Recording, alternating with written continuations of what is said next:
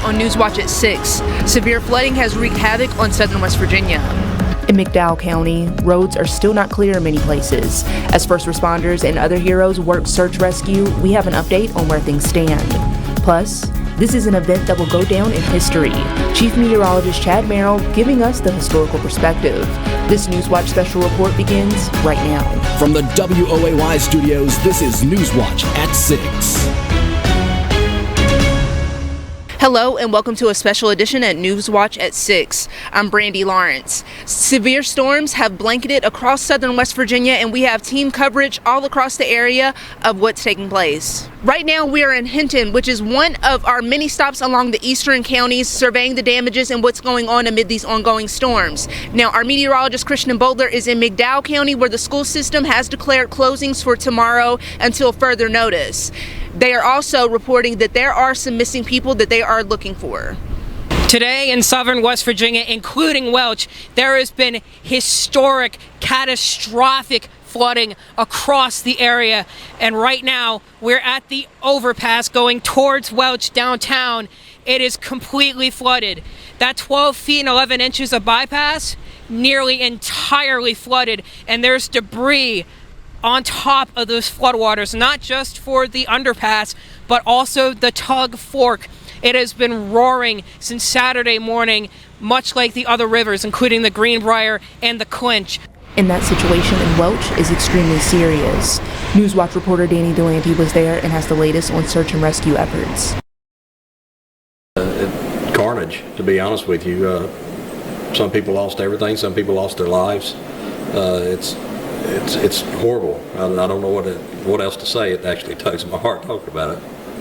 Those emotions were felt deep in McDowell and surrounding counties as towns and houses were taken over by the water, leaving nothing but destruction in their wake. Every area in McDowell County has been affected, and some completely devastated from the effects of this storm, the rain, the flash flooding. Crews are out and have been since yesterday in every community assessing. People on foot now from the Sheriff's Department, Fire Department, walking through communities, through the mountains, trying to get to people. With entire underpasses flooded and huge piles of debris piling up, those who are in the emergency services have their hands full. Last night we were doing rescues. Today we're doing flood assessment, going up into the hollers, getting off the main roads, trying to get up there to see who needs help, especially working off the calls that we couldn't get to last night. We're trying to follow up with those. Many residents are out of reach for emergency services, only complicating the problem. For those who have been trying to help, the last 24 hours have left a devastating effect. And for the boots on the ground, tired is an understatement. To be honest with you, it started, about 4 or 5 o'clock yesterday, and it's been nonstop since. We've been out ever since. I think I've probably got 2 hours worth of sleep, and my deputy did the same way. So, the Tug Fork River crested at 22.1 feet on Saturday around 10 p.m., tying 2002 for the highest the river has crested in recorded history. This rush of water left the streets of Welch caked in mud, flooded houses and businesses, made countless roads impassable, and damaged the integrity of roads throughout the county. Our Department of Highways folks, as we've got several roadways that are washed out underneath that you can't even tell that it's dangerous until you're there. We're begging people, unless you're trying to save somebody's life or get to higher ground yourself, please stay off the road until we can get things opened up and assessed, and not be an issue where you have to be rescued yourself and take away these efforts from people who really, really need help. And while those who need help get it, those in the County Commission are working tirelessly to secure additional resources from Charleston and D.C. to get the help McDowell needs. But as the waiting continues, the need for assistance only increases. And I'm sure that we'll receive it, but it's devastating. I mean, from the loss of property, the loss of everything, and sadly even lives. It's been a tough 24 hours. Welch has seen nearly 4 inches of rain in 2 days, exceeding the average total rainfall for the entire month of February in years past. And selfless citizens that come to help in these situations are not taken for granted, and McDowell prides itself on having the very best in these times of crises. You know, we have some of the best people in the country here in McDowell County, and we've got folks that they've really placed themselves in harm's way to try to look out for their neighbor, to try to do all that they can. Unless you have a good reason, officials are asking people to stay off the roads to ensure their safety. In McDowell County with meteorologist Christian Boatler, I'm Danny Delancey for Newswatch. I spent most of the day in our eastern counties, Greenbrier and Summers, surveying the damage. One of the biggest dangers amid these ongoing storms has been flooded roads. Right now, we are at Caldwell Tunnel that is currently closed due to high waters. We have crews out here working to get it cleared again. Another big threat along the Greenbrier River was flooding in the numerous low-lying campgrounds. In the aftermath of the storm, some people with properties along the river made the trip to survey the damage. What have you been experiencing here in Hinton? Well, here in Hinton, I just got here just for this, but we have a place down yonder, and we would like to see if it's got up in our cabin yet. So we're going down that way, but I'm telling you, this water's something, and fast, isn't it? Come up fast. Emergency management warned people to move their campers to higher ground ahead of the storm. County Commission worked with some volunteer individuals, Bill Costamiris, which is the chief of the Talking Fire Department, Johnny Ratliff, who is a volunteer that helps out in several agencies here in the county. They came up with a plan along with the guidance of the commission and myself to establish a safe area for campers to be pulled to. Not everyone heeded that warning. The camper that you see behind me is totally fine. However, others not so much. If you look out here, you can see a couple of campers out on the river in the midst of high water. For those who did move their campers, they had options. John Henry Park is one of those designated spots, and as you can see here, several of campers have taken advantage of that. As we've traveled along the Greenbrier River, we've witnessed significant flooding in low-lying campgrounds. It was a busy day for emergency management. We were quite fortunate in Summers County. Summers County Emergency Management Director Lloyd Lowry said that although things did not get as bad as forecasted, there was still a lot to do. Route 3 and 12 near Alderson was flooded there this morning. We have a couple road closures currently. Kellers Creek Road, which is in the Lowell area, is still underwater from that creek. It should be back down this evening. We're so fortunate. I mean, it really is. I'm so thankful that the expectations were not met for this storm, but our county was extremely prepared. We had good plans in place. Our public, they listened, they responded, and took appropriate action to keep themselves safe.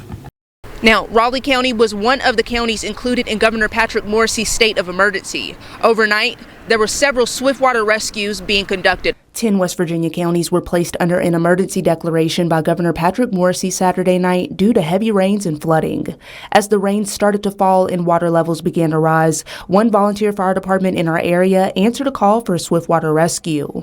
The Beaver Volunteer Fire Department, assisted by other departments within Raleigh County, was called to Violet Lane in Beaver to rescue 10 people from their homes.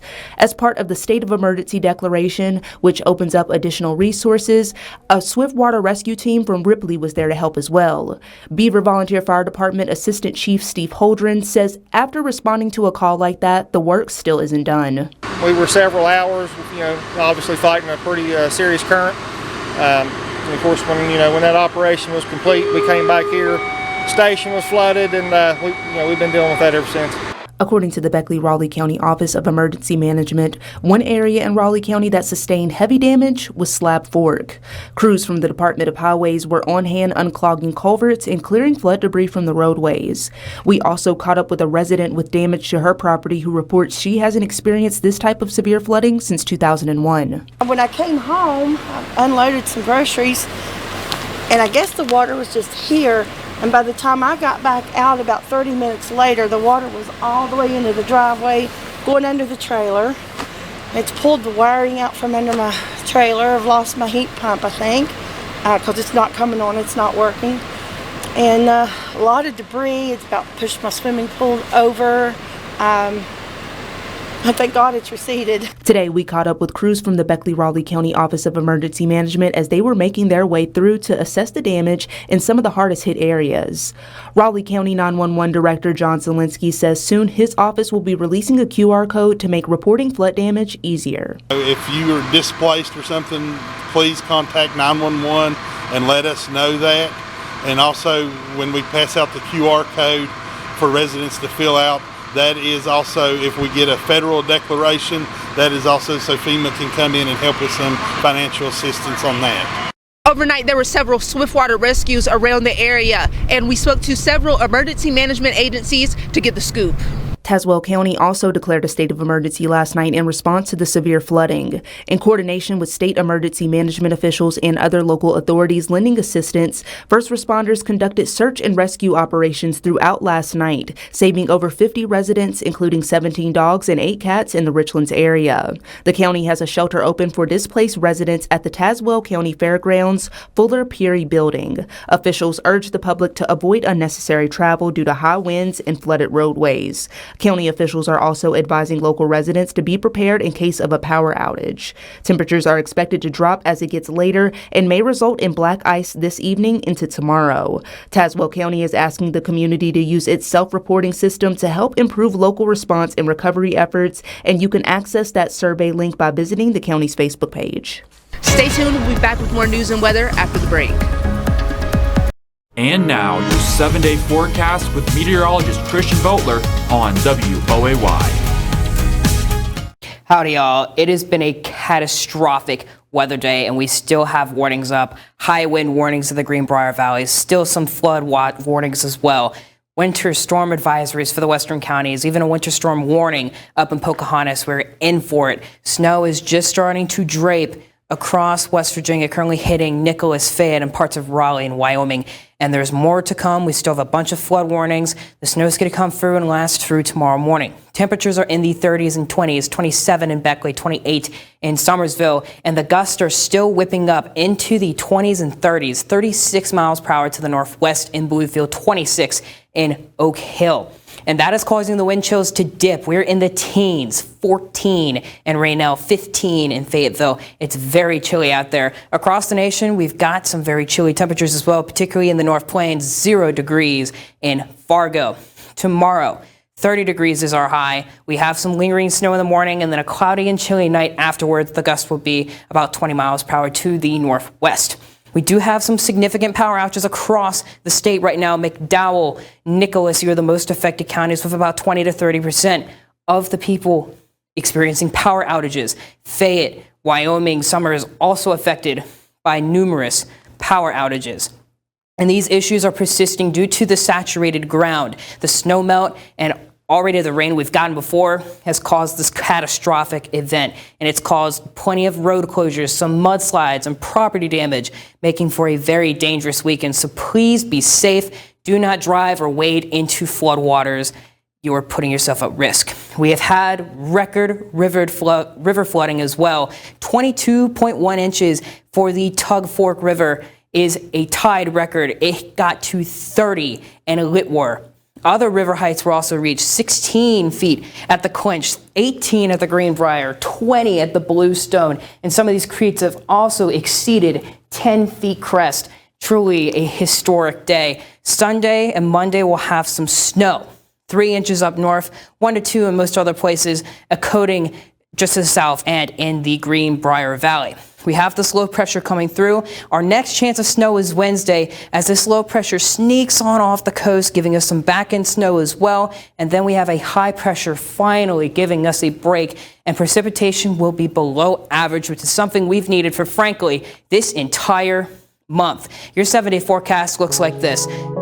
Tomorrow, we have that lingering snow before Tuesday's a little bit of a break. Wednesday, the snow starts again. Thursday, we'll have even more of it, giving that 3 to 5 inch range. Friday, we have a frigid break before the weekend finally turns good. We're up above the 30s for the first time in quite a while. But with that, we'll have more flood coverage coming to you right after this break. Welcome back to this Newswatch special report on the severe flooding. Now, these ongoing storms that we're seeing have been historic, and Chief Meteorologist Chad Merrill explained exactly how historic they are. While our crews have been busy gathering footage from the field of this epic historical event across southern West Virginia, we want to bring you the latest on how this storm has made records. Let's first start out with scenes from Welch, where the flooding is absolutely catastrophic. Folks, this is the scene out of Welch. The Tug Fork River has completely inundated many roads adjacent to it, and look at the raging water. Yes, this is a very serious situation in McDowell County. This just gives you an idea of how fast that water is flowing. Now, you might wonder, how does this compare to past previous flash flood events, specifically in McDowell County. Well, the most costly flash flood since 1980 occurred May 2nd, 2002. 2.5 to 5 inches of rain was focused across the central part of the county.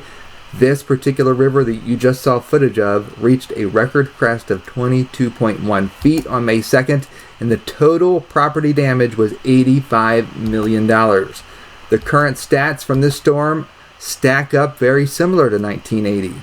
There were similar rainfall amounts, and believe it or not, the Tug Fork River tied its record crest of 22.1 feet at 10:30 a.m. on Saturday, February 15th, 2025, but we will not know the property damage figure for some time. In Bluefield, the 2-day rainfall, 2.43 inches. This is the fourth largest 2-day precipitation total in February, and records at this particular location go back to 1959. Further north, Piney Creek hit a crest of 9.68 feet, 1.82 feet shy of the peak record crest of 11.47 feet. So this creek has not been this high in 15 years. The all-time historical crest of 11.47 feet occurred March 13th, 2010. Now, at the Beckley-Raleigh County Memorial Airport, the 2-day total was 2.57 inches of rain. This is the fifth largest 2-day precipitation event in February, and the records go back to May 15th, 1963. In the Greenbrier Valley at White Sulphur Springs, 2-day total of 1.96 inches of rain. This is the 10th largest 2-day precipitation total in February, and the records date back to 1888. Of course, going forward, the Storm Watch 4 weather team will continue to keep you abreast of all the changing weather, because we have a very dynamic and fluid weather forecast coming up even over the next 7 days as the cold air comes in, and even the potential for snow. So we will continue to keep you updated not only on WOAY Newswatch, but YouTube, Facebook, and with our radio partners here in Southern West Virginia. Chief Meteorologist Chad Merrill for Newswatch.